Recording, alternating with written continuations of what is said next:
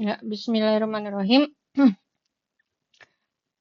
Pada kesempatan kali ini kita akan membahas bagian ketiga dari teknik pembuktian ya, di mana sebelumnya kita sudah membahas teknik pembuktian secara langsung, kemudian yang kedua membuktikan secara tidak langsung yang terdiri dari kontraposisi, kontradiksi, dan juga kesalahan-kesalahan umum yang biasa terjadi dalam melakukan bukti tidak langsung tersebut. Dan sekarang kita masuk ke bagian ketiga atau bagian terakhir dari topik teknik pembuktian ini, yaitu prinsip induksi matematika. Apabila sejalan dengan kurikulum ataupun RPS yang direncanakan, seharusnya prinsip induksi matematika sudah diperkenalkan di mata kuliah matematika diskrit, sehingga di sini saya hanya sifatnya mereview. Namun apabila memang belum sampai ke materi ke sana, semoga materi ini bisa menjadi pembantu pada saat di matematika diskrit membahas prinsip induksi matematika ini. Nah, analogi dari proses induksi matematika itu seperti menaiki tangga yang jumlah tangganya itu tak hingga banyak gitu ya.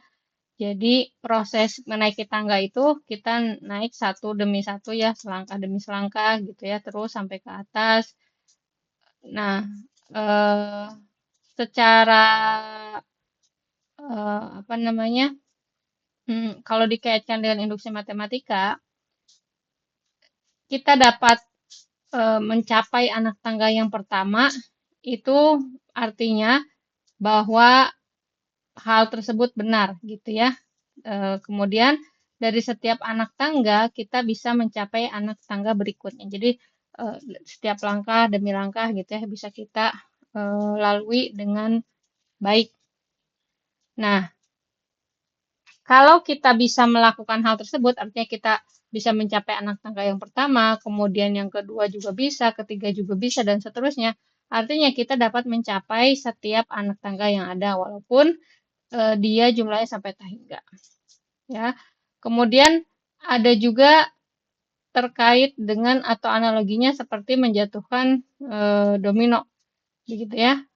Apabila dua hal berikut benar, yang pertama kita bisa menjatuhkan domino yang pertama, artinya setiap domino itu akan menjatuhkan domino selanjutnya gitu ya. Jadi berurutan. Jadi domino yang pertama, domino yang kedua terus seterusnya. Seperti itu. Nah, jadi kalau kita bisa menjatuhkan satu domino, otomatis kita pasti menjatuhkan semua domino yang terurut di situ ya, tentu saja. Nah, konsep induksi ini dia memiliki tujuan yang pertama adalah notasi pernyataan yang bergantung terhadap nilai n, itu artinya bilangan bulat positif n di sini, jadi n-nya itu bilangan bulat positif atau bilangan asli yang memiliki sifat P. Begitu ya. Nah, bagaimana membuktikan bahwa untuk setiap nilai n, di mana n-nya itu bilangan asli, maka Pn ini berlaku. Nah, dia akan berlaku apabila yang pertama benar, ada dua hal yang benar. Yang pertama adalah pernyataan P untuk nilai n sama dengan 1. Gitu ya. Jadi hasilnya harus benar. Nah, apabila P1 sudah benar, maka kita asumsikan untuk setiap bilangan bulat positif K, maka dia juga benar. Ya. Nah, setelah itu yang harus kita tunjukkan adalah untuk pernyataan atau untuk K plus 1, maka pernyataan P juga bernilai benar. Jadi, kalau dibuat ke dalam bentuk implikasi, jika PK berlaku, maka PK plus 1 berlaku. Nah, apabila ketiga hal ini bisa dibuktikan, artinya pernyataan tersebut terbukti dengan menggunakan induksi matematika. Gitu ya. Nah, seperti yang tadi disebutkan bahwa prinsip pertama induksi matematika adalah bahwa pernyataannya itu harus benar untuk nilai n-nya sama dengan 1 atau P1 benar, begitu ya. Nah, kemudian jika untuk setiap PK berlaku, maka haruslah berlaku PK plus 1. Gitu ya. Jadi untuk setiap K PK berlaku, maka PK plus 1 itu berlaku. Nah, ini juga bisa dituliskan seperti ini, gitu ya. Nah, atau secara ekivalen kita bisa tuliskan P1 dan untuk setiap PK itu berlaku, maaf, jika PK berlaku, maka PK plus 1 berlaku, maka, begitu ya, jadi ini satu kesatuan, maka untuk setiap N, Pn itu akan berlaku. Nah, ada catatan penting bahwa induksi matematika dia merupakan bentuk penalaran secara deduktif. Nah, bagian yang menjadi hal yang penting dari pembuktian dengan menggunakan induksi matematika adalah ada yang disebut dengan basis induksi. Basis induksi itu kita membuktikan P1 benar secara langsung. Artinya kita inputkan angka 1 tersebut ke dalam pernyataannya, begitu ya, tergantung dari pernyataannya seperti apa. Kemudian ada yang disebut dengan hipotesis induksi. Hipotesis induksi itu kita mengasumsikan bahwa P itu benar untuk nilai K atau PK benar. Nah, seterusnya selanjutnya yang disebut dengan langkah induksi. Langkah induksi itu kita perlu membuktikan bahwa PK plus 1 itu benar dengan menggunakan asumsi bahwa PK itu benar. Nah, yang pertama nih ya, ini adalah ada beberapa nama begitu ya, nama-nama yang sebenarnya juga pada intinya sih serupa begitu ya. Jadi seperti yang tadi ada yang menggunakan langkah basis, kemudian hipotesis induksi dan seterusnya itu adalah nama-nama yang digunakan untuk setiap langkah yang ada pada induksi matematika. Gitu ya. Nah, pembuktian dengan induksi ini juga dikenal dengan pembuktian dengan induksi atau pembuktian induktif atau bukti induksi, gitu ya. Contohnya nih ya, contoh bagaimana kita melakukan pembuktian dengan induksi. Yang pertama adalah kita punya persamaan seperti ini, 1 tambah 3 tambah 5, sampai seterusnya sampai ke ujung 2n-1 itu akan sama dengan n kuadrat untuk setiap bilangan bulat positif n. Ya. Nah, yang pertama kita akan membuktikan dengan menggunakan induksi matematika. Yang pertama, kita lakukan dulu basis induksinya. Basis induksi itu kita inputkan nilai untuk 1. Jadi 1 masukin ke sini, di sini. Jadi 2 dikurang 1 sama dengan 1 kuadrat. Ini betul ya. Nah, kemudian kita buat hipotesis induksi. Artinya asumsikan yang ini benar untuk nilai K, gitu ya. K untuk bilangan bulat positif. Nah, artinya kita punya 135 sampai 2K-1 sama dengan K kuadrat. Ini hanya sekedar mengganti N dengan K, begitu ya. Nah, selanjutnya langkah induksinya kita harus menunjukkan bahwa ini itu berlaku untuk K, ini itu berlaku untuk nilai N sama dengan K plus 1. Artinya si K plus 1-nya kita substitusikan aja ke sini ke N. Gitu ya. Ini yang mau kita tunjukkan. Nah, kita berangkat dari ini dulu. Sebenarnya boleh ya mana aja, cuma yang lebih mudah itu bisa kita pilih. Tapi silakan kalian prefer memulai dari kiri atau kanan, itu sama saja. Nah, di sini kita akan mulai dari ruas kiri. Nah, ruas kiri kita tulis ulang supaya lebih rapi dan gimana caranya supaya bisa mengarah sesuai dengan apa yang mau kita tunjukkan. Ya, jadi di sini kita tulis ulang dari sini kita uraikan jadi 2K min 1 ditambah 2K plus 1 kurang 1. Ya, ini hanya sekedar menjabarkan atau memunculkan suku yang ada di sini kan banyak sekali. Jadi satu suku sebelum ini adalah ini, begitu ya. Nah, kemudian dari ekspresi tersebut itu memuat nilai yang diasumsikan untuk K sebagai subekspresi. Nah, substitusikan, kemudian nanti disederhanakan. Nah, di sini kan tadi kita punya ini, kemudian setelah kita tuliskan lagi atau kita jabarkan lagi, kita punya ini nih, ya, yang mana itu tuh adalah sama dengan K kuadrat nih ya, 2K-1 itu sama dengan K kuadrat.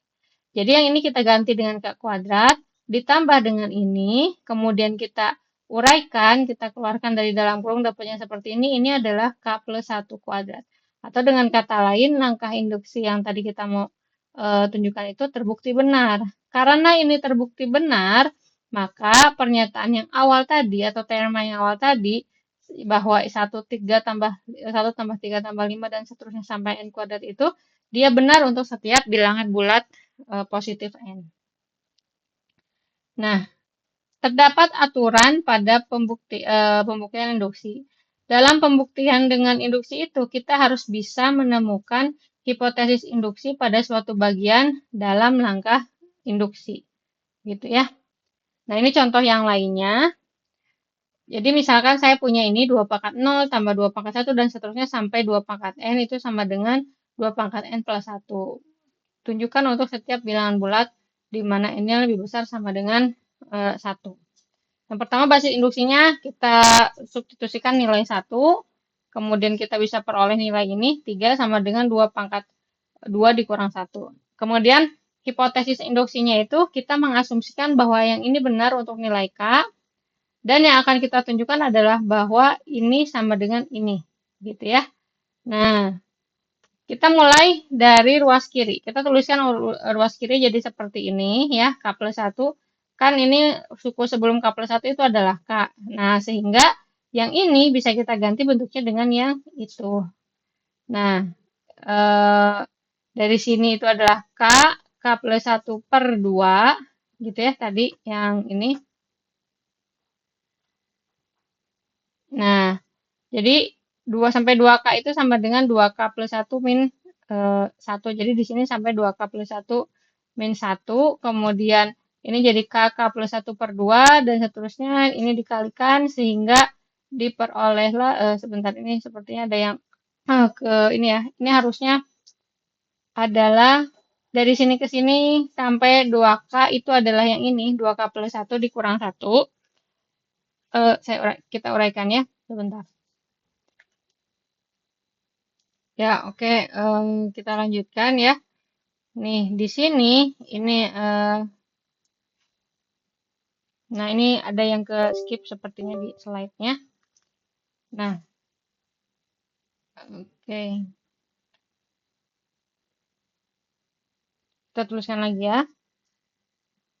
Bahwa yang kita sudah dapat ada 2 pangkat 0 tambah 2 pangkat 1 ditambah ini sampai 2 pangkat K ditambah 2 pangkat K plus 1. Nah, yang ini itu diganti dengan yang ini. Ya, yang ini digantinya. Kemudian ini kita punya 2K plus 1 dikurang 1. Ini ditambah 2K plus 1. Ya, 2K plus 1 dikurang 1. Nah, ini kan sama ya. Ini sama. Berarti ini sama dengan 2 ditambah 2 pangkat K plus 1. Ya, 2 atau seperti ini. 2K plus 1 ditambah 2K plus 1 dikurangi 1. Gitu ya. Nah, kalau seandainya kita mendapatkan kebingungan gitu, ini harusnya kemana lagi begitu ya. Nah, kita bisa mulai dari belakang. Ya, kan goal kita adalah menunjukkan bahwa ini itu sama dengan ini. Gitu ya. Nah, artinya kita harus kejar bahwa ujungnya itu harus 2K plus 2 dikurangi 1. Ya. 2K plus 2 ini adalah 2 dikalikan K, 2 pangkat K dikali 2 pangkat 2. Begitu. Nah, ini dikurangi 1. Jadi 2K plus 2. Nah, ini 2K dikali 2 dikali 2. Gitu ya.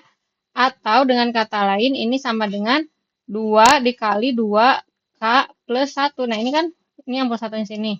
Dikurangi 1. Nah, ini kan sama aja dengan 2 kali 2K plus 1. Artinya 2K plus 1 ditambah 2K plus 1. Nah, di sini kan kita sudah bisa mulai melihat, oh ternyata ada keterkaitan. Artinya kita bisa majunya ke arah sana. Berarti ini 2 dikali 2K plus 1. Gitu. Ini dikurangi 1. Nah, yang ini pangkatnya ke atasin, jadi 2K plus 2 dikurang 1. Atau seperti yang sebagaimana yang kita mau tunjukkan adalah plus 1 ditambah 1 kurang 1. Nah, jadi terbukti bahwa yang ini yang mau kita tunjukkan itu terpenuhi. Nah, pada saat kita bisa menunjukkan ini dan ini terpenuhi, artinya pernyataan ini itu benar, ya. Jadi di sini kita bisa melanjutkan atau kita bisa menyimpulkan bahwa pernyataan ini akan berlaku untuk setiap bilangan bulat di mana bilangan bulat n yang nilainya lebih besar sama dengan 1. Nah, kemudian ini selanjutnya adalah ini ada yang ke skip. Jadi soalnya sepertinya ini gitu ya, tapi ini saya skip aja untuk latihan nanti bisa kalian coba. Nah, selanjutnya untuk pembuktian induksi yang lainnya, yang apa namanya contoh yang lainnya adalah di sini dimisalkan untuk setiap bilangan bulat positif n, maka 2 pangkat n itu lebih besar dari n, ya.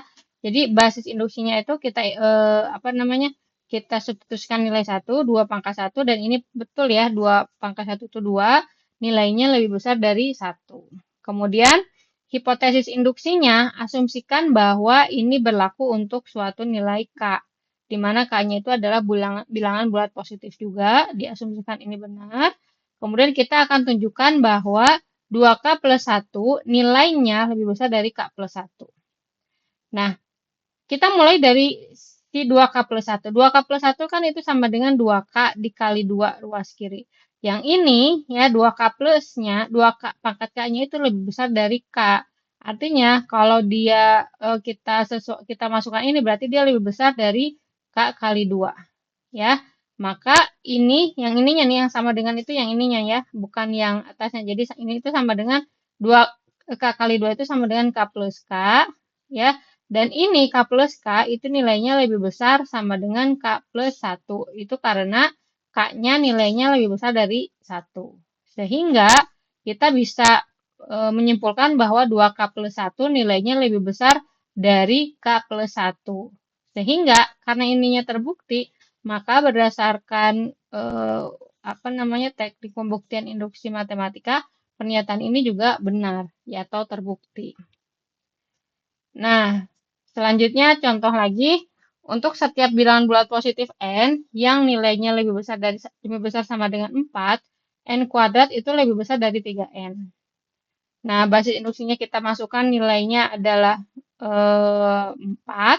Jadi 4 kuadrat itu lebih besar daripada 3 kali 4 ya, yaitu 16 lebih besar dari 12. Nah, hipotesisnya asumsikan bahwa K kuadrat lebih besar dari 3 pangkat K. Nah, induksinya tunjukkan bahwa K plus 1 kuadrat lebih besar dari 3K plus 1. Nah, ini juga serupa dengan yang tadi ya, diuraikan begitu ya, sehingga diperoleh nilai seperti ini, sehingga kita bisa menyimpulkan bahwa dia juga berlaku pernyataannya untuk setiap n yang lebih besar sama dengan 4. Ini juga ada contoh yang lainnya. Jadi kalau ini 2 pangkat 2n dikurang 1 habis dibagi 3, maka substitusikan aja nilai 1 untuk basis induksinya, kemudian kita asumsikan untuk nilai K, nanti diperoleh ini 2 pangkat 2K-nya sama dengan ini hanya sekedar memindahkan angka satunya saja gitu ya. Nah, goal kita kan ini nih, mau nyari tahu ini tuh habis dibagi 3 atau enggak nih, disesuaikan dengan ini ya. Nah, berarti kita operasikan dulu dari sini. 2K plus 2 dikurang 1, 2 pangkat 2 dikurang 2.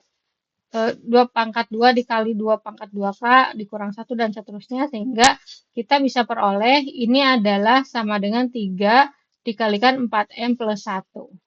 Gitu ya. Nah, artinya 2 pangkat 2N itu habis dibagi 3 gitu ya, karena dia bisa dituliskan sebagai perkalian dari atau kelipatan dari 3. Nah, ini yang contoh yang apa namanya terkait dengan bentuk sigma. Untuk R yang tidak sama dengan 1 dan N lebih besar sama dengan 0, nilai ini berlaku. Kita basisnya seperti biasa masukkan angkanya gitu ya. 1 untuk I-nya sama dengan 1 seperti apa. Nah, hipotesisnya kita asumsikan dia berlaku. Ini kan untuk satu nih, satunya tinggal diganti satu. Artinya ini mulainya dari apa namanya eh, eh, lebih besar dari sama dengan 0 gitu ya. Jadi RI dan ini sama dengan R pangkat 0 yang sama dengan 1 di mana ini adalah R-1 per R-1. Nah, hipotesis induksinya andaikan dia berlaku, jadi ini berlaku untuk K ya. Kemudian langkah induksinya kita perlihatkan atau kita tunjukkan bahwa dia berlaku juga untuk K+1. Artinya kalau berlaku untuk K+1, berlaku juga untuk sembarang bilangan yang sesuai dengan ketentuan teorema tadi. Nah,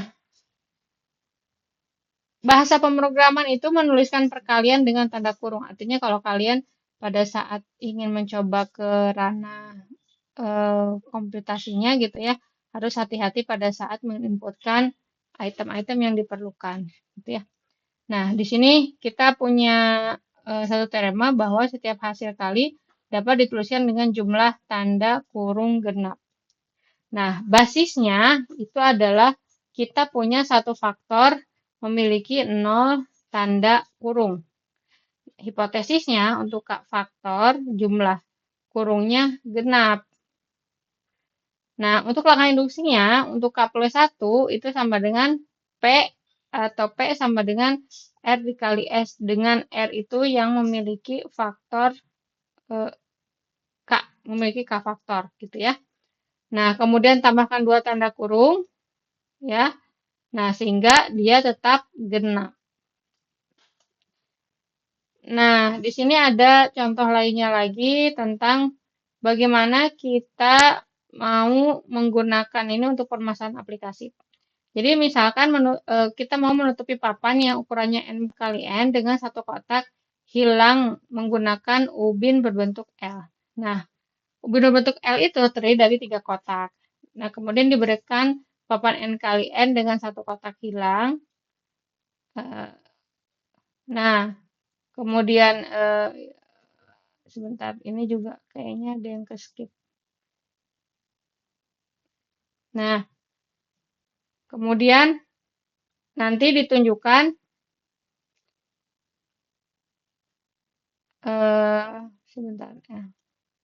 Nah, nanti ditunjukkan bahwa kalau misalkan kita sudah membuat basis induksinya, kemudian apa namanya hipotesis induksinya juga sudah di set.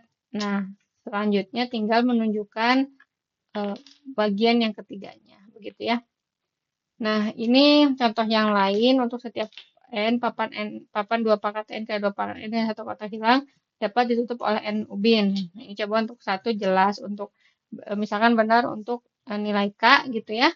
Nah, langkah induksinya adalah kita bagi papan menjadi 4 bagian ya. Jadi salah satu sudah kehilangan satu kotak, kemudian tambahkan satu ubin L di tengah sehingga 3 kuadran lain juga kehilangan satu kotak. Nah, gunakan hipotesis induksi pada masing-masing kuadran. Jadi, seluruh papan bisa ditutup. Gitu ya. Nah, kemudian aplikasi yang lainnya adalah terkait paritas ya. Paritas itu biasa digunakan di konsep-konsep komputasi. Nah, tujuan parity setter ini itu adalah yang pertama membaca string biner yang dimasukkan gitu ya, inputan string binernya. Kemudian menulis string biner keluaran dengan bit tambahan. Kemudian yang ketiga, bit tambahan itu diatur untuk memastikan jumlah angka 1 itu genap atau ganjil. Nah, ini juga digunakan untuk memeriksa kesalahan data. Nah, operasi parity setter itu atau paritas genap yang itu adalah yang pertama bit paritas mula-mula bernilai 0. Masukkan inputan gitu ya. Inputan dibaca 1 bit demi 1 bit. Kemudian inputan itu ditulis ke output gitu ya. Nah, jika bit 0, maka bit paritasnya tidak berubah. Kemudian jika 1, bit paritasnya itu dibalik jadi 0, 1, 1, 0. Setelah bitnya itu setelah bit masukkan atau inputan terakhir, maka bit paritas akhir ditulis ke keluaran. Nah, ini juga apa namanya, teorema-teorema yang bisa kalian kerjakan untuk sebagai latihannya. Di sini juga sudah ada ya secara global tapi ya. Nah, jadi misalkan jumlah angka 1 pada string keluaran, yaitu string masukan ditambah bit paritas akhir itu selalu genap. Ya, jadi seperti ini panjangnya sama dengan 1. Kemudian berbedaannya di sini ada dua kasus. Kalau masukannya tuh ya, 0 gitu ya, kemudian kalau masukannya 1 karena biner.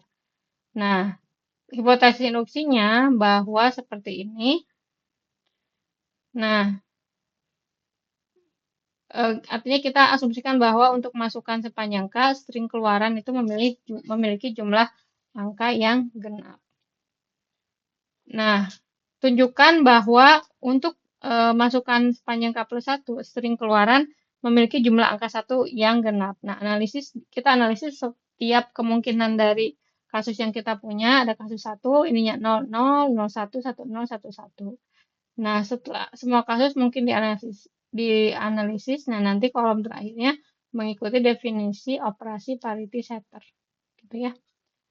Nah, eh, untuk yang lebih lanjutnya, misalkan untuk yang kasus 1 tidak ada angka 1 yang ditambahkan atau dihapus dari keluaran untuk bit K plus 1. Jumlah angka 1 yang genap berdasarkan hipotesis induksi tetap tidak berubah.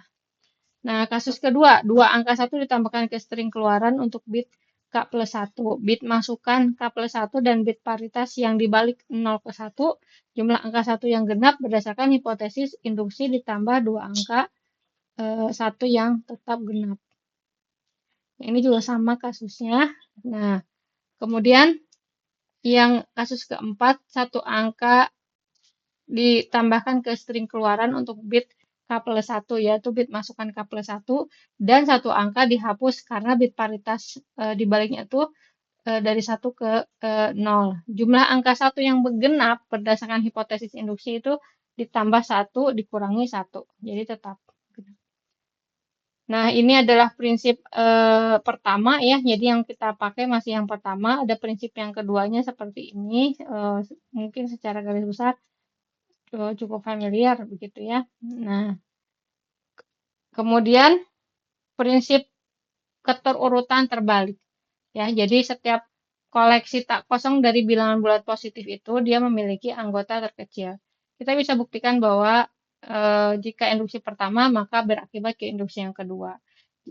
Jika induksi yang kedua maka berakibat induksi yang pertama. Jika induksi yang pertama itu yang terjadi maka keterurutan itu baik. Nah, ini juga jika keterurutan baik maka dia bisa ke induksi kedua, gitu ya.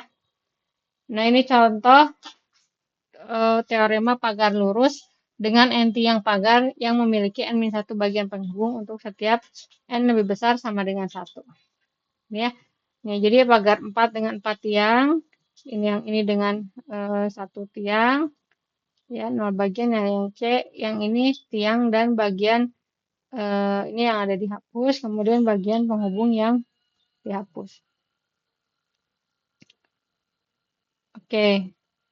Nah, ini juga apa namanya prinsipnya secara garis besar serupa ya. Kita masukkan untuk nilai 1, kemudian asumsikan benar untuk suatu nilai K, dan nanti goals akhirnya adalah menunjukkan bahwa dia betul-betul K gitu ya, bisa berlaku, dan si pernyataan itu berlaku untuk semua, tidak untuk semua, berlaku untuk bilangan-bilangan yang didefinisikan atau yang jadi konteks pembicaraan gitu ya.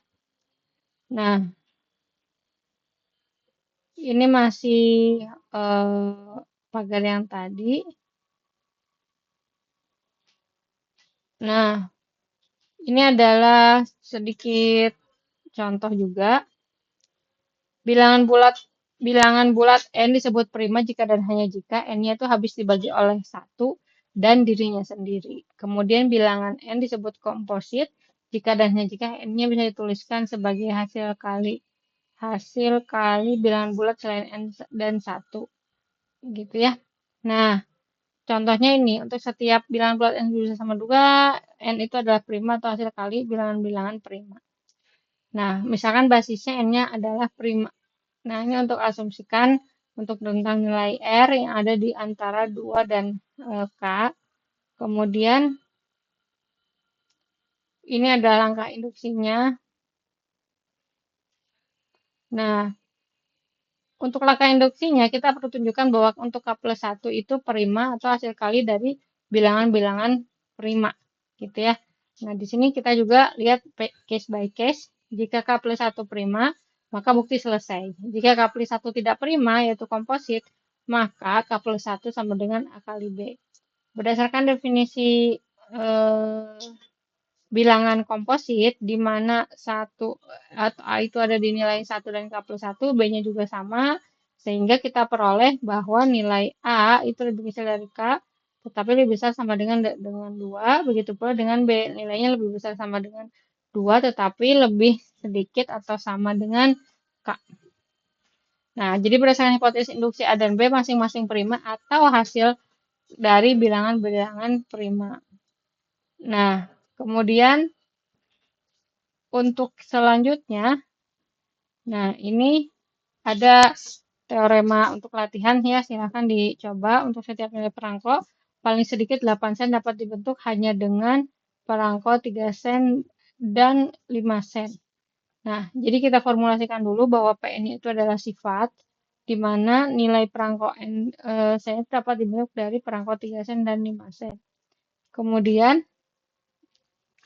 hipotesis induksinya itu adalah kita asumsikan bahwa untuk semua nilai R, di mana R-nya itu antara 8 sampai K, nilai perangko R sen itu bisa dibentuk dari perangko 3 sen dan 5 sen. Nah, ini beberapa latihan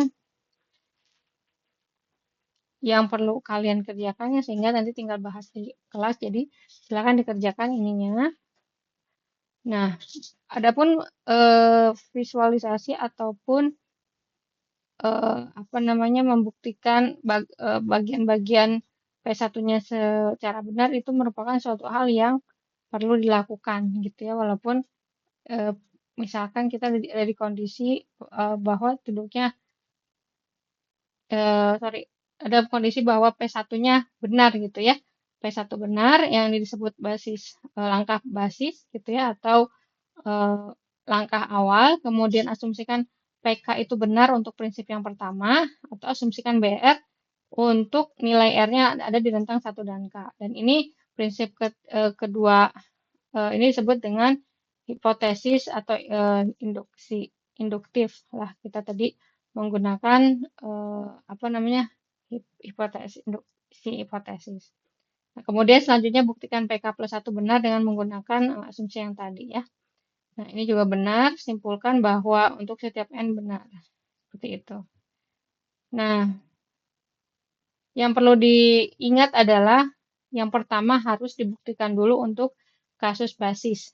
Kemudian yang kedua buat asumsi, dan yang ketiga tentukan bahwa atau hasilkan bahwa hipotesis induksi itu bisa digunakan dalam langkah induksi.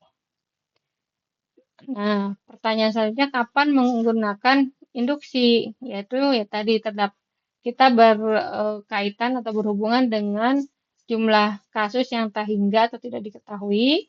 Kemudian setiap kasus dapat dianalisis berdasarkan kasus-kasus sebelumnya.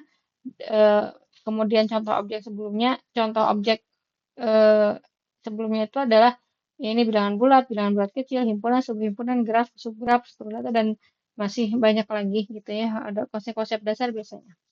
Nah, induksi ini adalah salah satu hal yang memang sangat penting gitu ya, selain kita di matematika juga untuk peneliti yang bekerja di bidang komputasi. Ya, baik, saya rasa itu untuk topik teknik pembuktian yang ketiga. Silahkan dicoba latihannya, begitu ya, semampunya nanti. Apabila ada yang kurang dipahami, itu insya Allah akan dibahas pada pertemuan selanjutnya. Wabillahi taufiq wal hidayah. Assalamualaikum warahmatullahi wabarakatuh.